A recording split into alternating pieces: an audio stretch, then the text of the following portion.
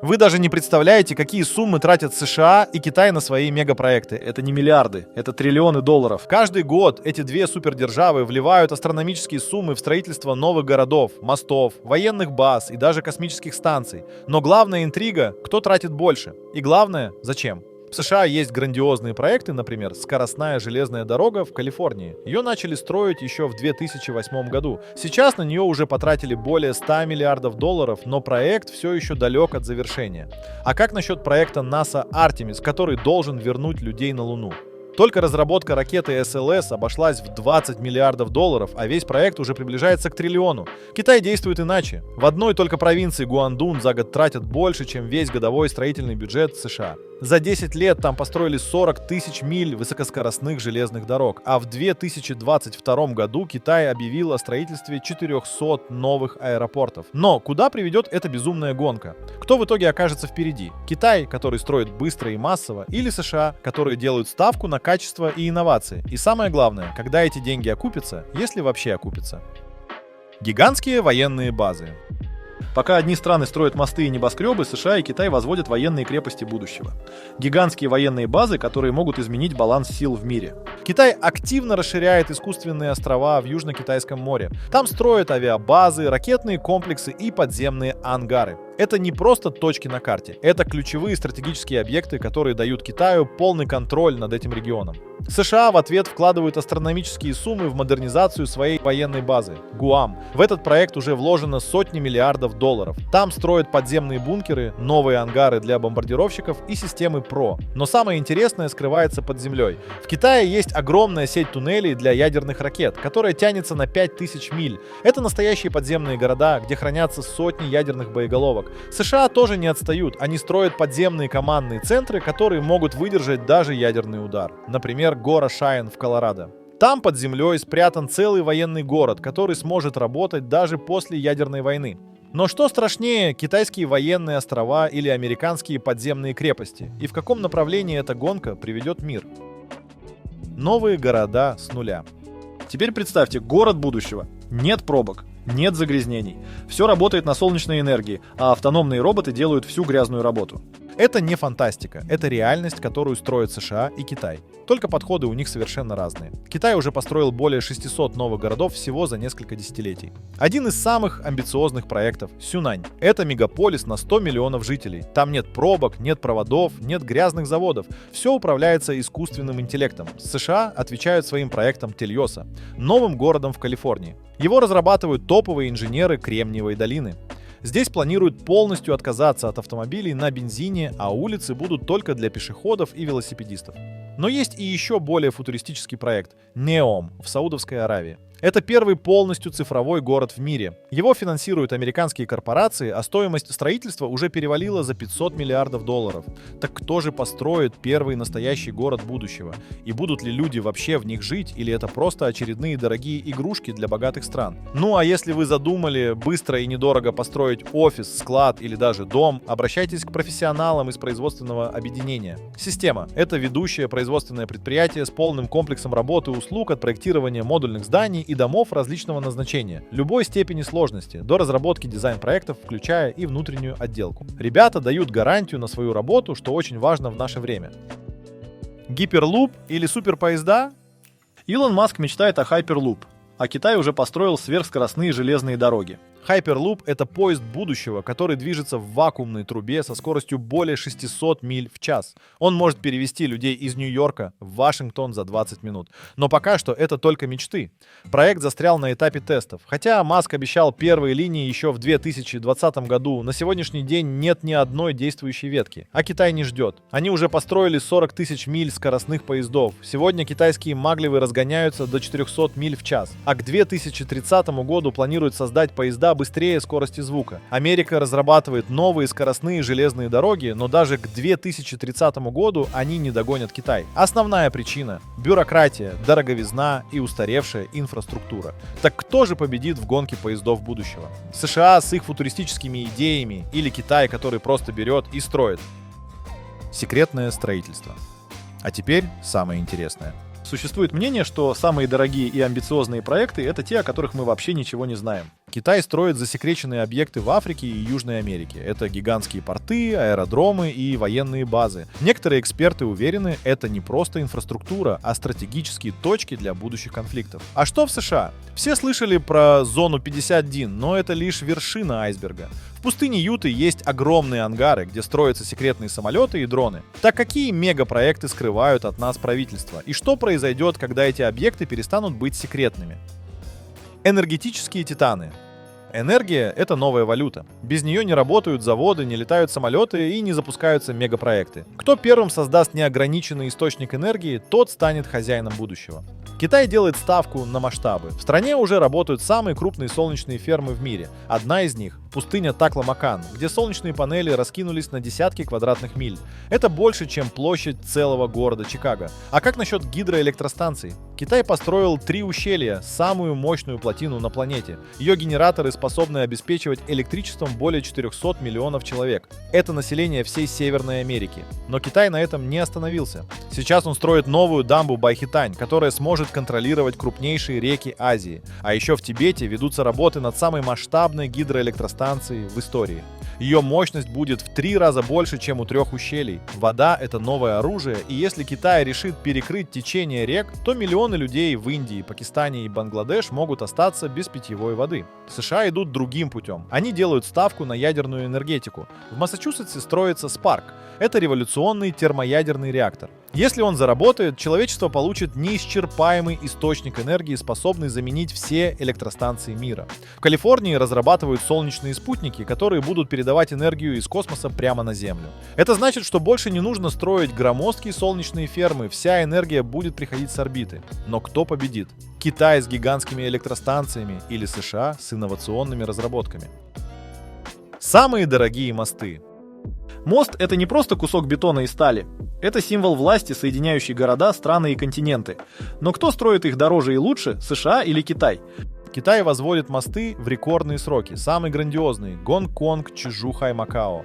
Он тянется на 35 миль и пересекает Южно-Китайское море. Этот проект стоил $20 миллиардов, а его строительство заняло всего 9 лет.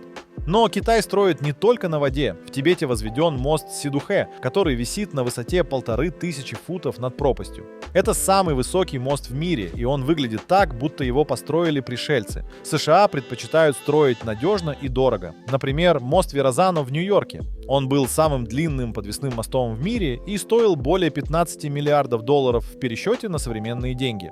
Но в Америке главная проблема — бюрократия. Строительство нового моста может занять десятки лет, тогда как в Китае на это уходит всего несколько лет. Так чей подход лучше? Быстрые и дешевые китайские мосты или сверхнадежные, но дорогие американские? Мегапроекты для армии.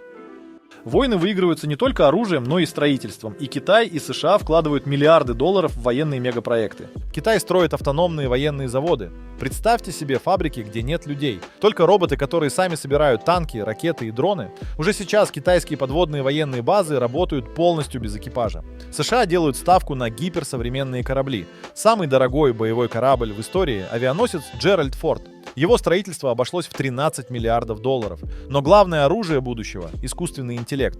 Китай уже тестирует автономные боевые дроны, которые могут атаковать без участия человека. А США разрабатывают лазерное оружие, которое может сбивать ракеты прямо в воздухе. Кто окажется впереди в этой гонке технологий? Автомагистрали нового поколения.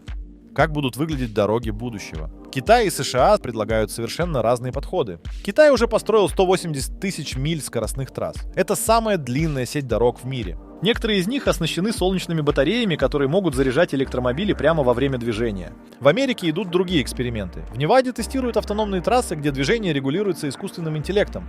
Дорога сама сообщает автомобилю, когда ускориться, когда затормозить и когда свернуть. Но стоимость таких проектов огромная. Например, строительство одной скоростной трассы в Калифорнии уже обошлось в $16 миллиардов. Так, чья стратегия окажется эффективнее? Массовое строительство Китая или высокотехнологичные дороги США? Космическая гонка 2.0. Мы снова возвращаемся в космос, только теперь соревнуются не США и СССР, а США и Китай. Китай уже запустил свою космическую станцию Тиньгун, но их главная цель — Луна. Они хотят построить лунную базу уже в ближайшие 10 лет. Америка отвечает программой Артемис. НАСА хочет отправить людей на Луну, а затем построить там постоянный поселок. Но главная интрига — это Марс. SpaceX разрабатывает ракету Starship, которая сможет перевести первых колонистов на Красную планету. Так кто первым построит базу на Луне и Марсе? Кто станет космической сверхдержавой будущего? Гигантские дамбы. Вода — это золото будущего. Без нее невозможна ни жизнь, ни сельское хозяйство, ни промышленность. Китай и США прекрасно понимают. Но кто строит самые мощные гидроэлектростанции? Китай сделал ставку на контроль над крупнейшими реками. Он уже построил самую мощную дамбу в мире — 3 ущелья. Ее строительство обошлось в $50 миллиардов. Эта колоссальная конструкция может обеспечить электричеством 400 миллионов человек. Это больше, чем все население Северной Америки. Но Китай не остановился. Сейчас он строит новую Байхетань, плотину, которая станет второй по мощности в мире. А в Тибете ведутся работы над самой масштабной гидроэлектростанцией за всю историю человечества. Но у этого есть и обратная сторона. Если Китай решит перекрыть течение Брахмапутры, миллионы людей в Индии и Пакистане могут остаться без воды. Это настоящий гидрополитический конфликт, который может привести к катастрофе. А что в США? Здесь ставка на надежность и долговечность. Главная гидроэлектростанция страны — это дамба Гувера. Она была построена почти 100 лет назад, но до сих пор обеспечивает энергией миллионы домов. Но есть одна проблема. Многие американские плотины устарели. Их строили в 20 веке, а сегодня они уже не справляются с нагрузкой. Так кто окажется впереди? Китай с гигантскими новыми дамбами или США с проверенными, но устаревающими сооружениями? Подземные мегапроекты. Когда места на поверхности не хватает, мегапроекты уходят под землю. Китай строит гигантские подземные города. В Пекине еще во времена Холодной войны была создана сеть бункеров протяженностью более 60 миль. В случае войны здесь могли укрыться до 1 миллиона человек. Сегодня в Китае идет строительство подземных транспортных тоннелей. Например, в Шэньчжэне строят многоуровневые подземные дороги, которые позволят разгрузить улицы от пробок. Но самый засекреченный китайский проект — это Великая стена под землей. Это 5000 миль секретных туннелей, где хранятся ядерные ракеты. Эти шахты так глубоко, что их невозможно обнаружить спутниками. США тоже активно развивают подземные проекты. В Лас-Вегасе компания Илона Маска Boring Company строит туннельную сеть, по которой автомобили будут передвигаться на автономных платформах. Но главные секретные подземные объекты США — это командные бункеры. Например, гора Шайен в Колорадо. Это военный командный центр, который может пережить ядерный удар. Так что же важнее в будущем? Подземные города или секретные военные комплексы? Роботы, заводы, дроны. Кто первым создаст полностью автоматизированное производство? Китай уже запустил заводы без людей. В Шанхае работает фабрика, где роботы собирают роботов. Заводы Foxconn, производящие iPhone, уже перешли на автономные линии, где машины заменяют десятки тысяч рабочих. Но Китай идет дальше. Он разрабатывает автономные дроны-строители, которые смогут возводить здания без участия человека. В будущем целые города будут строиться без строителей. США делают ставку на гибридные технологии. На заводах Tesla роботы работают вместе с людьми, а производство адаптируется под новые задачи. Но главное оружие будущего — это боевые роботы. Китай уже тестирует автономные боевые дроны, которые могут атаковать без команды оператора. А в США создают роботизированных собак, которые могут работать в зоне боевых действий. Кто победит в гонке искусственного интеллекта и автоматизированных технологий? Воздушные трассы. Будущее транспорта — это воздух. Уже сейчас Китай и США создают новый вид передвижения — воздушные трассы. В Китае разрабатываются летающие такси. Эти беспилотные дроны смогут перевозить людей на расстояние до 30 миль без пилота. Уже сейчас в Гуанчжоу тестируются первые маршруты. Но США пошли другим путем. Они делают ставку на гиперсовременные дирижабли. В отличие от самолетов, они не требуют топлива, а могут летать на солнечной энергии. Эти воздушные гиганты смогут перевозить сотни тонн грузов через океаны. Так что окажется важнее — беспилотные такси или гигантские дирижабли, способные перевозить грузы без дозаправки. Морские колоссы. Океаны — это главные транспортные пути планеты. И Китай, и США понимают, что контроль над морскими маршрутами — это контроль над экономикой. Китай уже построил самый большой порт в мире — Шанхайский. Он способен обрабатывать 40 миллионов контейнеров в год. Но Китай идет дальше. Они разрабатывают автономные грузовые суда, которые смогут переплывать океаны без капитана и экипажа. Это революция в морской логистике. США отвечают своим проектам суперкорабли. Это огромные контейнеровозы, которые работают на экологически чистом топливе. Они смогут доставлять грузы быстрее и дешевле, не загрязняя океан. Но главное — это подводные тоннели. Уже сейчас разрабатывается проект трансокеанического грузового тоннеля, который соединит Северную Америку с Азией. Так кто первым создаст новую морскую транспортную систему будущего? Бетон против технологий. Скорость или качество? Масштабы или инновации? Вот главный вопрос в строительной гонке между США и Китаем. Китай строит быстро и дешево. Это настоящая машина строительства, которая каждый год возводит миллионы квадратных футов жилья, тысячи миль дорог и сотни небоскребов. Средний срок строительства жилого дома в Китае – несколько месяцев. В США все иначе. Здесь на одно здание могут потратить 10 лет, но зато оно будет максимально надежным. Например, башня Свободы в Нью-Йорке строилась более 10 лет и обошлась в 4 миллиарда долларов. Китай удивляет скоростными проектами. В городе Чанша построили 40-этажный небоскреб за 4 дня. Работала уникальная модульная система, где каждый этаж собирали как конструктор. В США тоже есть революционные проекты, но они ориентированы на новые технологии, а не на скорость. Например, проект Icon, который использует 3D-печать для строительства дома за 24 часа. Так что важнее в гонке мегапроектов массовость и скорость или надежность и инновации.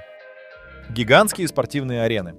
Спорт – это миллиардный бизнес. И Китай, и США строят самые дорогие и современные стадионы в мире. Китайский стадион «Птичье гнездо», построенный к Олимпиаде, стоит более 500 миллионов долларов. Это гигантское сооружение, рассчитанное на 90 тысяч зрителей. Но США пошли еще дальше. В Лас-Вегасе построен Allegiant Stadium, который обошелся в более 2 миллиардов долларов. Это самый дорогой стадион Америки, где установлены огромные цифровые экраны, роботизированные кафе и раздвижная крыша. В Китае активно строятся футбольные мегастадионы, рассчитанные на 100 тысяч человек. В Пекине планируется спортивный комплекс будущего, где зрители смогут пользоваться дополненной реальностью прямо во время игры. США делают ставку на технологии и комфорт. В Лос-Анджелесе построен SoFi Stadium, который стоит более 5 миллиардов долларов. Здесь климат-контроль самый большой в мире видеокуб и полностью стеклянный купол.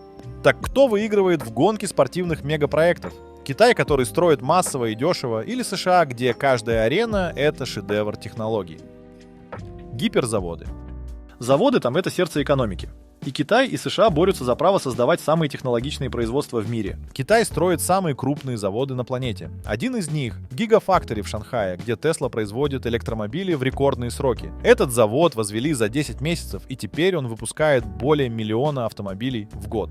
Но Китай хочет большего. Они строят умные заводы, где роботы управляют всем производством. В городе Гуанчжоу работает фабрика, где почти нет людей, только машины, которые сами контролируют выпуск деталей. США делают ставку на высокотехнологичные производства, например, фабрики SpaceX, где строятся ракеты для полетов на Марс. Здесь каждый этап контролируется искусственным интеллектом, а детали печатаются на 3D-принтерах. Но кто победит в гонке заводов будущего? Китай, который делает ставку на массовое производство, или США, где каждая фабрика — это передовая лаборатория?